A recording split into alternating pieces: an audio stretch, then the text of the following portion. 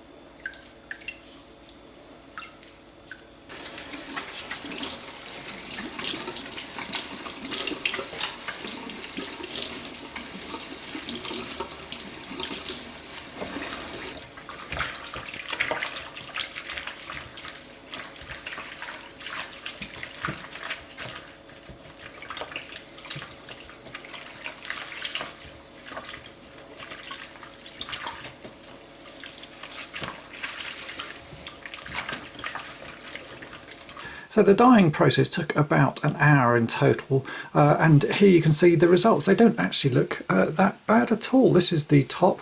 There was some quite sort of hefty fading marks, and you can see that the back, they're still sort of visible. It's just a bit bluer there where that wasn't so faded as the rest of it, but overall the colour has gone a lot sort of darker, a lot more uniform. If we look at the trousers as well, they don't look too bad at all, these. Actually, they're fairly sort of uniform colour. A few little marks where the fabric wasn't quite so faded as it was in other areas, but overall looks pretty nice. So I think I can go ahead now and put these back on the Lone Ranger and we'll see what he looks like. There's a slight difference in tone. I don't know if you can see that there, that the trousers are, I would say, a little bit sort of yellow or maybe slightly greener than the top, but it's only subtle. So I think once this is all back on with all of the belts and bits, you'll hardly notice that at all.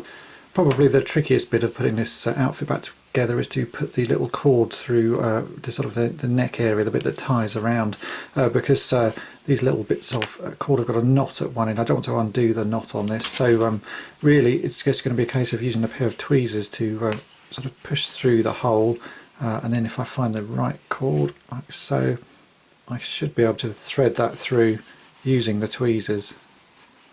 enough that it comes out of the hole the other side, and I can just hook it through like so, and then do that all the way around. And so here we have the Lone Ranger in his newly dyed clothes. As you can see, it actually has made quite a big difference. The outfit looks a lot darker and a lot more sort of, well, consistent. There's less sort of patches on it. So I think it's well worth doing. And it was, you know, a little bit of a hassle to do. It did take quite a long time, but the end results do actually make it worthwhile. So I would say if you want to have a go at this, then do. It's fairly straightforward. You just need to buy some Dylon China Blue dye. Thanks to everyone who's sort of made suggestions and sort of given me tips on how to do this, because I have to say I wasn't going to bother after the end of the last part of this restoration, but it's certainly been worthwhile. So hope that's been of interest to you, and thanks for watching.